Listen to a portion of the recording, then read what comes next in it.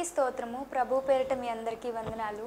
ఈ దినము కొరకై ఏర్పాటు చేయబడిన వాక్య భాగము యోహాను సువార్త 19వ అధ్యాయం 1వ వచనం. అప్పుడు పిలాతు యేసును పట్టుకొని ఆయనను కొరడాలతో కొట్టించెను. ఆమేన్. దేవునికి స్తోత్రం. హల్లెలూయా. మన ప్రభువును రక్షకుడైనటువంటి యేసుక్రీస్తు నామములో ఆత్మీయ బంధువులైన మీ అందరికీ ప్రత్యేకమైన వందనాలు తెలియజేస్తున్నాను. ఆయన హెచ్చవలసి ఉన్నది, హీ మస్ట్ ఇంక్రీజ్ అనేటువంటి కార్యక్రమానికి మిమ్మల్ని ప్రేమపూర్వకంగా ఆహ్వానిస్తున్నాం. రండి, మనం దేవుని వాక్యాన్ని ధ్యానించుకోబోతున్నాం. గత దినాల్లో మనం యోహాను సువార్త మొదటి 18 అధ్యాయాల్లోంచి వేరు విషయాలు మనం ఆలోచించడానికి ప్రభు సాయం చేశాడు. ఈ దినం నుంచి మనం అనగా ఈ నూతన మాసంలోంచి న్యూ మంత్ అనగా గత 6 నెలలు జనవరి టు జూన్ వరకు 6 నెలలు మనం 18 అధ్యాయాల్లోంచి ఆలోచించాం. తర్వాత అంటే గత సంవత్సరం కూడా ఒక 12 అధ్యాయాలు, ఈ సంవత్సరం ఒక 6 అధ్యాయాలు.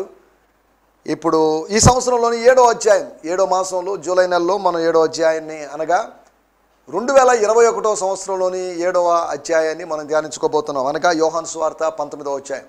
దయచేసి తలలోంచండి, చిన్న ప్రార్థన చేసుకుందాం. ప్రార్థన చేసుకొని ఈ కార్యక్రమంలో మనం ముందుకు సాగుదాం. ఎందుకంటే ఈ వ్యాఖ్యానము దైవికమైనటువంటి సందేశము అనేది మానవ జ్ఞానముతోనూ లేకపోతే మానవుని యొక్క సిద్ధపాటుతో వచ్చేది కాదు.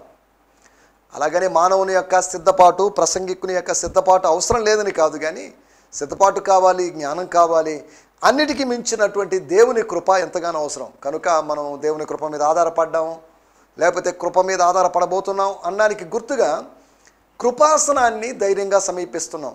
ఏంటి కృపాసనం అని మీరు అడగొచ్చు. హెబ్రీయులకు రాసిన పత్రిక 4వ అధ్యాయంలో రాయబడింది. కృపాసనము అంటే దేవుని సన్నిధి, గాడ్స్ ప్రెజెన్స్. దేవుని సన్నిధికి మనం వస్తాం. అనగా పాత నిబంధన కాలంలో కరుణాపీఠము అనబడే మెర్సీ సీట్ అనేటువంటి ఆ స్థలం ఉండేటువంటి ప్రదేశానికి యాజకుడు వెళ్తున్నట్టుగా కొత్త నిబంధన సేవకుడు ఒక అక్షరార్థమైన కరుణాపీఠం దగ్గరికి కాదు, కానీ కృపాసనం దగ్గరికి, థ్రోన్ ఆఫ్ గ్రేస్ దగ్గరికి, కృప లభించేటువంటి స్థలం దగ్గరికి, కృప లభించేటువంటి సింహాసనం దగ్గరికి వస్తాడు. అది ఎక్కడ అంటే అది దేవుని సన్నిధి. అది ఎక్కడైనా కావచ్చు.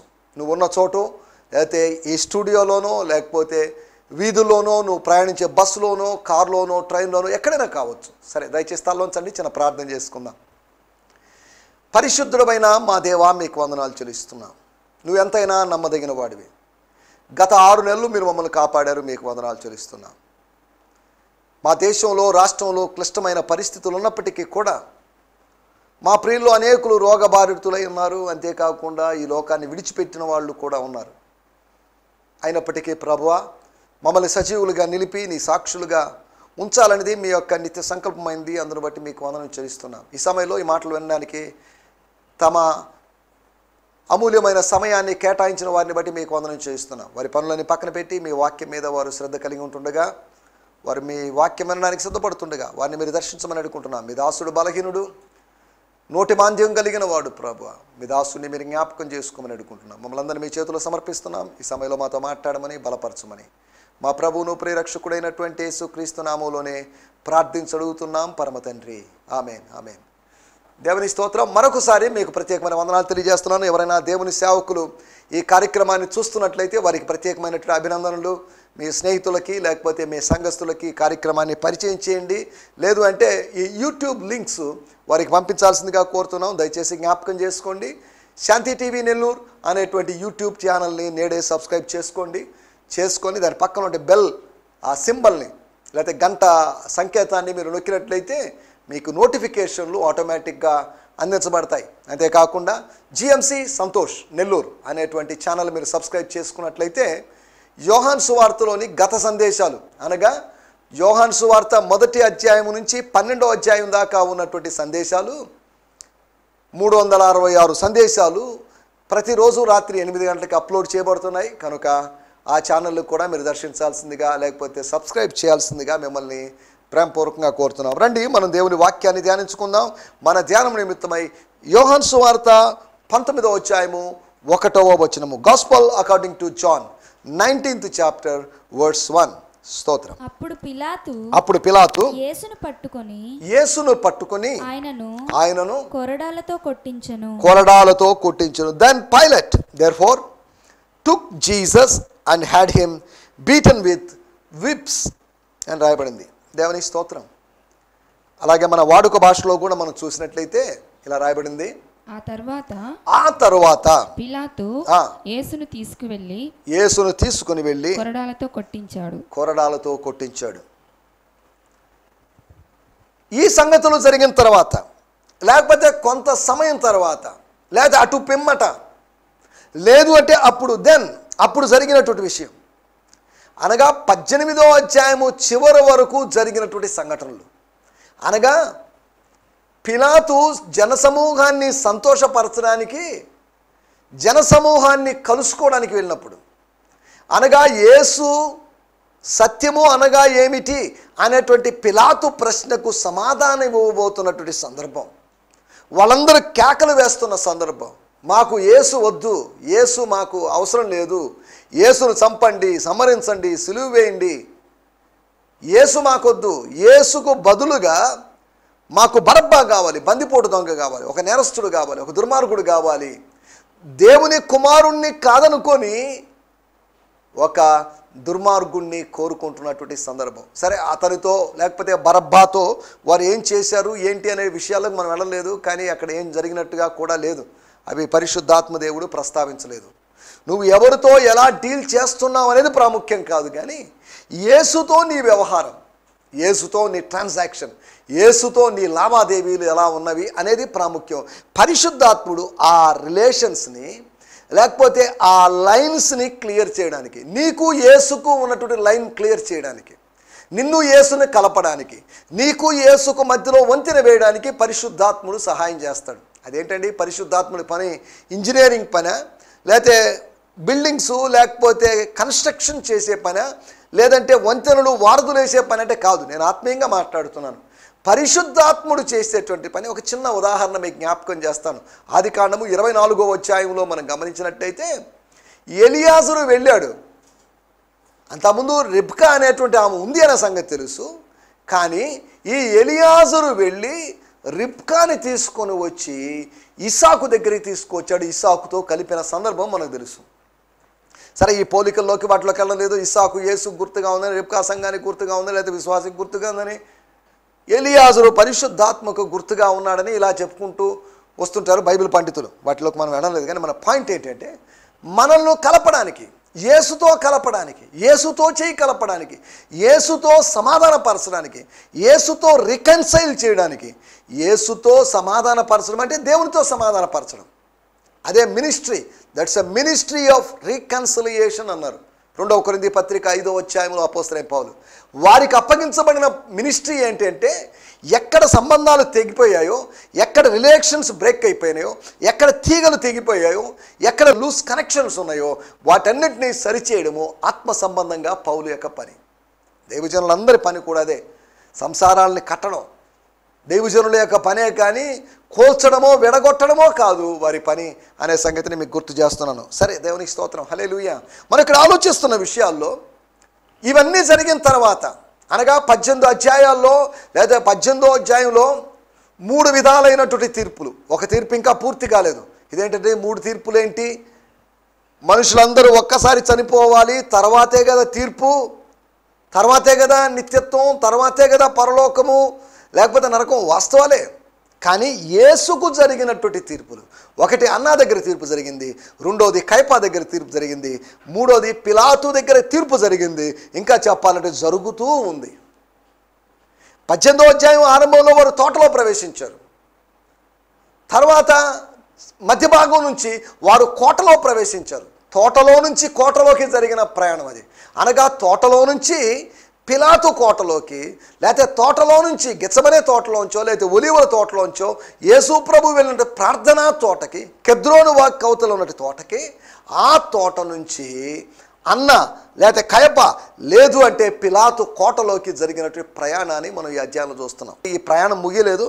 18, 19 అధ్యాయాలు ఒక విధంగా చెప్పాలంటే కలిసి ఉండాల్సినటువంటి అధ్యాయాలు సుదీర్ఘంగా ఉన్నాయి కనుక దైవజనులు దాన్ని అలా డివైడ్ చేశారేమో అనుకుంటున్నాను. సరే, ఏదేమైనప్పటికీ ఒకవేళ 18వ అధ్యాయమే ఇంకా కంటిన్యూషన్గా 19వ అధ్యాయాన్ని కూడా కలుపుకొని ఉన్నట్లయితే యోహాను సువార్తలు 20 అధ్యాయాలు ఉండేవి, లేకపోతే 18వ అధ్యాయము అతి పెద్ద అధ్యాయంగా ఉండేటువంటి 80 వచనాలు పైగా, అనగా 41, 42, 82 వచనాలుగా ఉండేది. సరే, దేవునికి స్తోత్రం. ఏదేమైనప్పటికీ వాక్యం మనకు లభించింది, వాక్య విభజన జరిగింది, అనగా అధ్యాయాలుగా వచనాలుగా విడగొట్టబడింది. We got the word of God, we got the division of the chapters or division into chapters and into verses. సరే, దేవునికి స్తోత్రం. హల్లెలూయా. ఇక్కడ జరుగుతున్న విషయాల్లోకి మనం వచ్చేస్తున్నాం. అప్పుడు పిలాతు యేసును పట్టుకొని చేసినట్టు పని, ఆయనను కొరడాలతో కొట్టించెను. చూడండి, పిలాతు యేసును పట్టుకొని అంటే టచ్ చేసి, అనగా తాకి, కానీ పట్టుకొని అని కాదు, కానీ తీసుకొని, హీ టచ్ అని కాదు. అదే సమయంలో పట్టుకొని అనే దాంట్లో తాకడము, స్పర్శ అనేటువంటి భావన ఉంది. మనకు తెలుసు, లూకా సువార్త 8వ అధ్యాయంలో ఒక స్త్రీ యేసు ప్రభు యొక్క వస్త్రపు చెంగు ముట్టింది. జస్ట్ టచ్ అన్నమాట, అది పట్టుకోవడం కాదు, లేకపోతే తీసుకోవడం కాదు. జస్ట్ అది beginning, first point, the point of contact అనమాట. అది ఆ కాంటాక్ట్ ద్వారానే ఆమెలోకి దైవికమైన శక్తి, స్వస్థత అభిషేకం ప్రవహించింది. ద అనాయింటింగ్ ఆఫ్ హీలింగ్ జరిగింది. తద్వారా ఆమెకు స్వస్థత జరిగింది. 12 సంవత్సరాలుగా ఉన్నటువంటి రోగం తగ్గిపోయింది అనేటువంటి సంగతి మనకు తెలుసు. కానీ ఇతడు యేసును పట్టుకున్నాడు. ఆమె ఆత్మ సంబంధంగా పట్టుకుంటే, ఈ వ్యక్తి శరీర సంబంధంగా పట్టుకున్నాడు అని కాదు, కానీ తీసుకున్నాడు. He took Jesus. లేకపోతే ఆయన దగ్గరికి వచ్చి ఆయనకు డైరెక్షన్ రా, లేకపోతే కొట్టబడేటువంటి చోటుకి, లేకపోతే కొరడాలతో శిక్ష విధించేటువంటి చోటుకి వెళ్ళమన్నట్టుగా సైగ చేసి పంపించినటువంటి సన్నివేశాన్ని మనం అక్కడ అర్థం చేసుకోగలం. మన టైటిల్ పిలాతు వేసిన సిలువ. ఇదేంటిది? యోహాను సువార్త 19వ అధ్యాయము 16వ వచనంలో కదా అక్కడ రాయబడిన మాట, అప్పుడు సిలువ వేయబడుటకై అతడు ఆయనను వారికి అప్పగించెను. చూడండి, 1వ అధ్యాయంలో ఒక అప్పుడు కనిపిస్తుంది, తర్వాత 16వ వచనంలో కూడా ఒక అప్పుడు కనిపిస్తుంది. అప్పుడు కొరడాలతో కొట్టించాడు, అనగా సిలువ అనేది ఆరంభమైంది. సిలువ అనుభవం, శ్రమానుభవం ఆరంభమైంది. శ్రమానుభవం 18వ అధ్యాయంలోనే ఆరంభమైంది. ఒక దైవజనుడు పాల్ జాంగ్ అనేటువంటి ఆయన చెప్పినట్టు మాట, యేసు ప్రభు మానవాళి పక్షాన శ్రమ పడ్డం ఆరంభమైంది ఎప్పటి నుంచి అంటే ఆయన 8వ రోజు నుంచి అని చెప్పాడు. అంటే ఆయన సున్నతి పొందిన రోజు నుంచి అని. అదే ఆయన అలా చెప్పినప్పటికీ కూడా కొంతమంది బైబిల్ పండితులు దాన్ని వ్యతిరేకించారు, కరెక్ట్ కాదని చెప్పారు. యేసు ప్రభు యొక్క భౌతిక సున్నతి ద్వారా మానవాళికి ఏం జరగలేదు, ఆయన యూదుడు కాబట్టి అలా జరిగింది, అలా జరిగించారు అంతవరకే. కానీ అది విశ్వ ప్రణాళికలో, మానవుని విమోచించేటువంటి ప్రణాళికలో భాగం కాదు. సరే, ఆ వివాద భాగం కాదా అనే వివాదాన్ని మనం పక్కన పెట్టేసి, దానికి పెద్ద ప్రాధాన్యత ఉన్నట్టు యేసు ప్రభు యొక్క సున్నతిని గురించిన మిగతా ఇతర, అనగా మత్తయిలో కానీ, మార్కులో కానీ, లేకపోతే యోహానులో కానీ యేసు ప్రభు యొక్క సున్నతి ప్రస్తావన లేదు. గలతీ పత్రిక 6వ అధ్యాయంలో రాయబడింది, సున్నతి పొందుట యందు కానీ పొందకపోవట యందును ప్రయోజనం లేదు. లేకపోతే దానివల్ల కలిగేటువంటి బెనిఫిట్ అంటూ ఏం లేదు, దానివల్ల వచ్చేటువంటిది ఉరిగేదంటూ ఏం లేదు. నూతన జన్మ లేకపోతే న్యూ క్రియేషన్ జరగడం అనేది ప్రాముఖ్యమైన విషయం. శరీరానికి జరిగేది ముఖ్యం కాదు, ఆత్మలో జరిగేది, ఆత్మకు జరిగేదే ప్రాముఖ్యం. వెలుపల ఉన్నదానికి జరిగేది కాదు, లోపల ఉన్నదానికి జరిగేది ప్రాముఖ్యమైన విషయం. దేవుని స్తోత్రం. హల్లెలూయా. మనకు ఆలోచిస్తున్న విషయాల్లోకి వచ్చేస్తాం. పిలాతు వేసిన సిలువ, అనగా కయప ఒక సిలువ వేశాడు, అన్న ఒక సిలువ వేశాడు, యూదులు ఒక సిలువ వేశారు అని ఇలా వేరు సిలువలు వేశారని కాదు నా మాటల యొక్క ఉద్దేశం. జాగ్రత్తగా ఆలోచించాలి. మా చిన్నప్పుడు లేకపోతే పాత రోజుల్లో ఇప్పటికి కూడా గుడ్ ఫ్రైడే సందర్భాలు, ఆయా సందర్భాల్లో దేవుని బిడ్డలమైన మనం పాడుకునేటువంటి ఒక పాట ఉంది. ఆ పాటలో మాట ఏంటంటే, ఆనాటి యూదులే నిన్ను చంపీరనుకొంటి, కాదయ్యయ్యో నా పాప రుణమునకే అని భక్తుడు లేకపోతే కీర్తనాకారుడు ఆ పాటలో మాట ఉపయోగిస్తాడు. సిలువ వేసింది యూదులు చంపారు, లేకపోతే యూదులు సిలువ వేశారని మేము అనుకుంటున్నాం. కాదు, సిలువ వేసింది మేమే, మా పాప రుణములే, పాపులమైన మేమే అని ఆ పాటలోని మాట యొక్క అర్థం. యేసు ప్రభుని సిలువ వేసింది మన పాపాలే, మన పాప రుణాన్ని బట్టి ఆయన సిలువ వేయబడ్డాడు. యూదులు సిలువ వేశారు అనే ఒక అభిప్రాయం. రెండోది రోమా సైనికులు సిలువ వేశారు, లేకపోతే పిలాతు సిలువ వేశాడు. లేదు అంటే హెబ్రీయులకు రాసిన పత్రిక 6వ అధ్యాయంలో చూస్తే కొత్త నిబంధన కాలంలో అంత్య దినాల్లో లేకపోతే ఒక విశ్వాసి తాను పాపం చేయడం ద్వారా, అనగా వెలిగించబడిన తర్వాత, ఆ వెలుగును వదులుకొని చీకట్లో వెళ్ళిన తర్వాత, పర సంబంధమైన దివ్య సంబంధమైన వరములను రుచి చూసిన తర్వాత, దాన్ని ఆస్వాదించిన తర్వాత మళ్ళీ కాస్త వెనకంజ వేసిన వాడు మనుష్య కుమారుణ్ణి మరలా సిలువ వేస్తున్నాడు అని రాయబడింది. సరే, వాటిలోకి అనడం లేదు. అనగా యేసు ప్రభువుని అక్షరార్థంగా ఒకసారి సిలువ వేసినప్పటికీ యేసు ప్రభువుని సిలువ ఎవరు వేశారు అనే దానికి వేరువేరు సమాధానాలు చెప్పొచ్చు. పిలాతు సిలువ వేశాడని, లేదా యూదులు సిలువ వేశారని, సైనికులు సిలువ వేశారని, మన పాప భారమును బట్టి, పాప రుణాన్ని బట్టి ఆయన సిలువ వేయబడ్డాడు అని మనం వేరువేరు కారణాలు చెప్పుకోవచ్చు.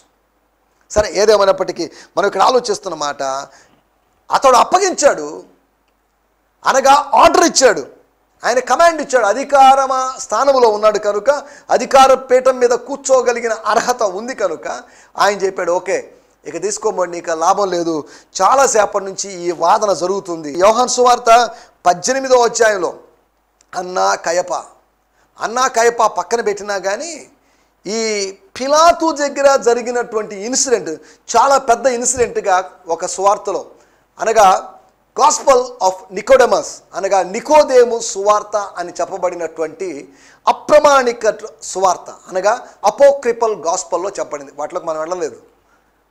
నా మాటల యొక్క ఉద్దేశం, పరిశుద్ధాత్మ దేవుడు పిలాతు కోర్టులో, పిలాతు న్యాయస్థానంలో, పిలాతు దగ్గర జరిగిన అన్ని విషయాల్ని మనకు మెన్షన్ చేయలేదు.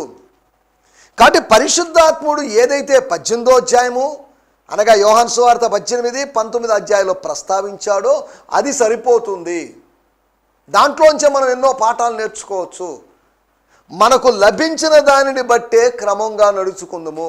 ఏదో లభించలేదే, లభించుంటే బాగుండేదే, ఇంకా ఏదైనా ఆత్మ సంబంధమైన విషయాలు తెలియబడి ఉంటే, లేకపోతే last books of the Bible అవి దొరికింటే బాగుండేది అని మనం దిగులు పడాల్సిన అవసరం లేదు.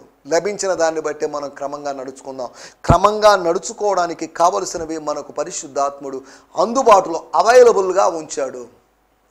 ఏ విధంగా నెట్లో కొన్ని వెబ్సైట్లోకి వెళ్తే కొన్ని పీడిఎఫ్లు, కొన్ని ఫైల్స్, కొన్ని ఫోల్డర్స్ ఉంటాయో, అలాగే పరిశుద్ధాత్మ దేవుడు మనకు కావలసినటువంటి సోర్సెస్ని, లేకపోతే ఆత్మీయ వనరుల్ని మనకు ఉంచాడు అనే సంగతిని మీకు జ్ఞాపకం చేస్తున్నాను. సరే, దేవునికి స్తోత్రం. పిలాతు వేసిన సిలువ అనే దాని గురించి ఆలోచిస్తున్నాం. అనగా ప్రతి ఒక్క మనిషి సిలువ వేస్తాడని కాదు, పిలాతు వేసిన సిలువ అంటే పిలాతు సిలువ వేసినట్లుగా ఆయన చేసినటువంటి పని లేకపోతే పనులు అనే దాన్ని అర్థం చేసుకోవాలి. ఈ సందర్భంగా ఒక మాట కూడా మనం క్రాస్గా లేకపోతే ప్యారలల్గా చదువుకుందాం. మార్కు సువార్త 15వ అధ్యాయము 15వ వచనం. మార్కు సువార్త 15వ అధ్యాయం 15వ వచనం. జనసమూహమును సంతోషపెట్టుటకు, జనసమూహమును, he want to please the crowd or multitudes, జనాల్ని సంతోషపరచాలి అనే మనసు కలిగిన వాడు ఏం చేశాడు? వారికి బరబ్బను విడుదల చేసి, వారికి ఏదో వరాలు ఇచ్చాడని కాదు, వాళ్ళ మీద వరాలు జరులు కురిపించాడని కాదు, వాళ్ళకి ఏదో కొత్త పథకాన్ని చెప్పాడని కాదు, లేకపోతే వాళ్ళకేదో ఇళ్ల స్థలాలు ఇల్లు ఇచ్చాడని కాదు, కానీ అక్కడ రాయబడిన మాట వాళ్ళను సంతోషపరచడానికి, he want to please Jews, యూదులైన వారిని సంతోషపరచడం కోసం ఆయన బరబ్బాను విడుదల చేసి యేసును కొరడాలతో కొట్టించి సిలువ వేయని అప్పగించెను. దేవునికి స్తోత్రం, హల్లెలూయా. యేసు ప్రభు అప్పగించబడ్డాడు. తండ్రి ఆయనను లోకానికి అప్పగించాడు. కుమారుడు తను తాను సిలువకు అప్పగించుకున్నాడు, మరణానికి అప్పగించుకున్నాడు. లేదు అంటే పిలాతు ద్వారా ఆయన అప్పగించబడ్డాడు అనే సంగతిని మనం జ్ఞాపకం చేసుకుంటున్నాం. సరే, దేవునికి స్తోత్రం, హల్లెలూయా. మనం ఆలోచిస్తున్న విషయం, పిలాతు ఎలా సిలువ వేశాడు? పిలాతు సిలువ వేయడానికి కారణాలు ఏంటని కాదు, కానీ పిలాతు సిలువ వేశాడు అనేటువంటి విషయాన్ని మనం మాట్లాడుకుంటున్నాం. పిలాతు ఒక్కడే సిలువ వేశాడని కాదు, పిలాతు సిలువ it's a cross of pilot, అనగా పిలాతు యొక్క సిలువ, పిలాతు యేసు వేసిన సిలువ, పిలాతు తనకు తాను వేసుకున్న సిలువ కాదు. పిలాతు ఆత్మహత్య చేసుకొని చనిపోయాడని చరిత్రలో ఉంది. గత ఎపిసోడ్లో కూడా దాని గురించి మాట్లాడుకున్నాం మనం. అనగా అది పిలాతు వేసుకున్న సిలువ, అది శాపగ్రస్తుడు, అతను చనిపోయాడు, అది వేరే విషయం. మనం ఆలోచిస్తున్న పాయింట్ ఏంటంటే పిలాతు ఏ విధంగా సిలువ వేయగలిగాడు?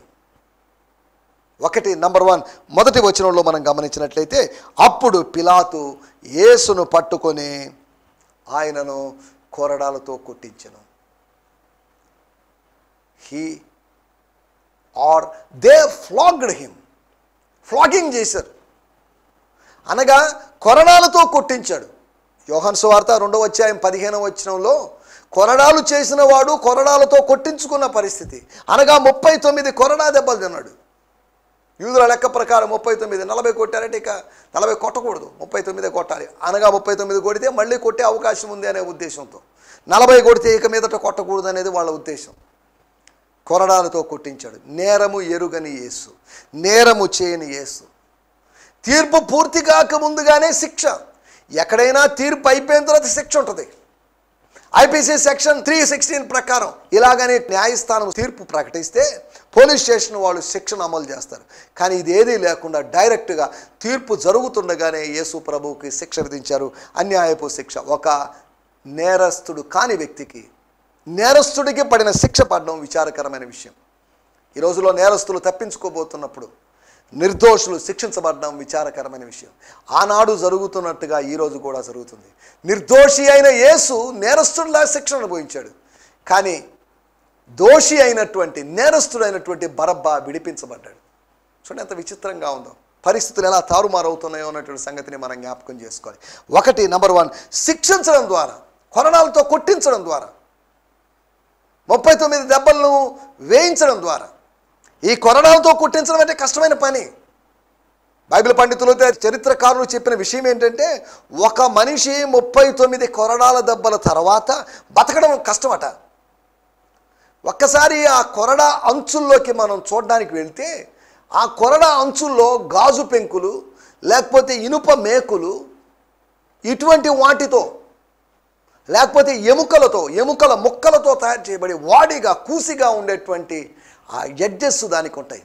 వాటితో ఒకసారి కొట్టినప్పుడు అలాగా చర్మము అలా చీరుకొని పోవడమే కాదు, మాంసం కూడా బయటకు వచ్చేదంట. ఇలా 39 కొరడా దెబ్బలు కొట్టినప్పుడు కొన్ని మాంసపు ముక్కలు అక్కడక్కడికి చెదిరిపోయేటువంటి అవకాశం ఉంది. నా వీపును నాగటి చాలా వాళ్ళే, లేకపోతే పొలం దున్నినట్టుగా దున్నారు అన్నట్టుగా మన కీర్తనలో మనం చూస్తున్నాం.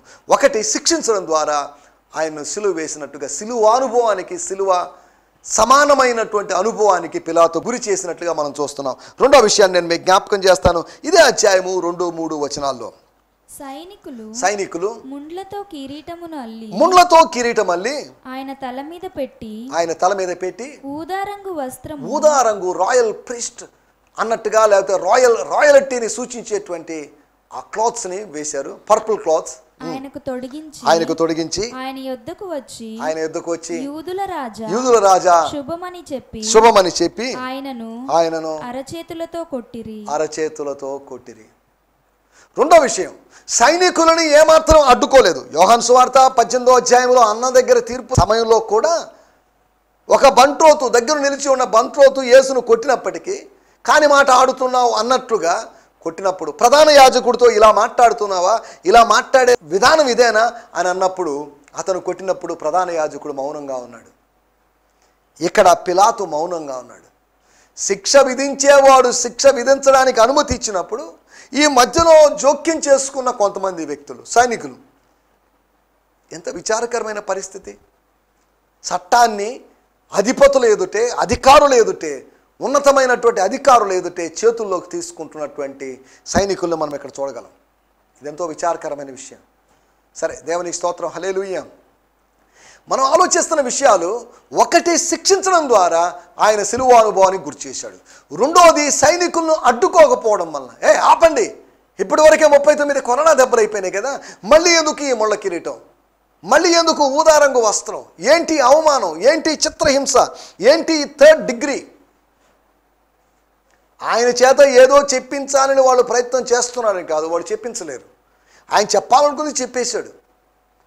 1st డిగ్రీ అంటే అరెస్ట్ చేయడం, 2nd డిగ్రీ అంటే జైల్లో ఉంచడం, 3rd డిగ్రీ అంటే ఆ వ్యక్తి చేత నేరాన్ని ఒప్పింపజేయడం, లేకపోతే తాను చేసిన వాటికి సంబంధించిన విషయాల్ని ఆరా తీస్తున్నట్లుగా శిక్షించి విచిత్రంగా శిక్షించడాన్ని థర్డ్ డిగ్రీ అని పోలీసుల భాషలో, లేకపోతే మన భారతదేశంలో ఆ మాటను ఉపయోగిస్తుంటారు. కాబట్టి థర్డ్ డిగ్రీ అంటున్నప్పుడు ఫస్ట్ డిగ్రీ సెకండ్ డిగ్రీ ఏంటో చాలామంది తెలియదు. దాన్ని మనం తెలుసుకోవాల్సిన అవసరం ఉంది. సరే, ఏదేమైనప్పటికీ వాటిలోకి వెళ్ళలేదు. ఇక్కడ ఫస్ట్ డిగ్రీ సెకండ్ డిగ్రీ అయిపోయింది, థర్డ్ డిగ్రీలో ఉన్నాడు యేసు ప్రభు. థర్డ్ డిగ్రీ ఇదేంటి డిగ్రీ? బీఎస్సీనా, బీకామా, బిఏనా అని అడగొద్దు, అవి కాదు నేను మాట్లాడదు. డిగ్రీ అంటే స్థాయి అని అర్థం. సరే, మనం ఇక్కడ ఆలోచిస్తున్న విషయం ఏంటంటే, రెండవది సైనికులని ఆయన ఏమాత్రం అడ్డుకోలేదు, పిలాతు అడ్డుకోలేదు. దాని ద్వారా సిలువ అనుభవానికి గురి చేశాడు. నేరస్తుడు కానీ యేసు నేరస్తుడుగా శిక్ష అనుభవించడం ఆయన్ను ఎంత మానసికమైన క్షోభకు గురి చేసి ఉంటుందో మనం అర్థం చేసుకోవాలి. మూడో విషయాన్ని నేను జ్ఞాపకం చేసి ముగించేస్తాను. 6వ వచనంలో మనం గమనించినట్టయితే యోహాను సువార్త 19వ అధ్యాయం 6వ వచనం. ప్రధాన యాజకులను బంట్రౌతులను ఆయనను చూచి సిలువ వేయము సిలువ వేయమని కేకలు వేయగా పిలాతు ఆయన యందు ఏ దోషమును నాకు కనబడలేదు గనుక మీరే ఆయనను తీసుకొని పోయి సిలువ వేయడని వారితో చెప్పెను. చాలండి, మీరే తీసుకొనిపోండి, ఇక మీ ఇష్టానుసారంగా చేయండి, మీ చట్ట ప్రకారం చేయండి, మీ రూల్స్ అండ్ రెగ్యులేషన్స్, మీ రిలీజియస్ సిస్టమ్ ప్రకారం చేయండి అని చెప్పడానికి, అనగా అధికార దుర్వినియోగం, మిస్యూజింగ్ ఆఫ్ ద అథారిటీ. తనకి ఇవ్వబడిన అధికారాన్ని తాను ఎక్సర్సైజ్ చేసుకోకుండా, వినియోగించుకోకుండా దాన్ని దుర్వినియోగం చేసుకుంటున్న సందర్భాన్ని మనం ఇక్కడ చూస్తున్నాం. అయ్యా మాకు తీర్పు విధించండి, మాకు సరైన న్యాయం జరిగించండి వాళ్ళు వచ్చినప్పుడు ఇక మీరే చూసుకోండి అని చెప్పడం ఎంత విచారకరమైన విషయం. మూడో విషయం, అధికార దుర్వినియోగం ద్వారా మనం ఆయన్ని సిలువ వేస్తున్నాం. ఈ రోజుల్లో కూడా అధికారము దేవుని వల్ల పొందుకొని అధికార దుర్వినియోగం చేస్తే వారు యేసును సిలువ వేస్తున్నట్లే, వారు ఎవరైనా దేవుని కుమారుణ్ణి సిలువ వేస్తున్నట్లయితే దయచేసి తల్లోంచండి, చిన్న ప్రార్థన చేసుకుందాం. పరిశుద్ధమైన మా దేవా మీకు వందనాలు, మీరు మాకు వినిపించిన మాటల కొరకే మీకు వందనాలు.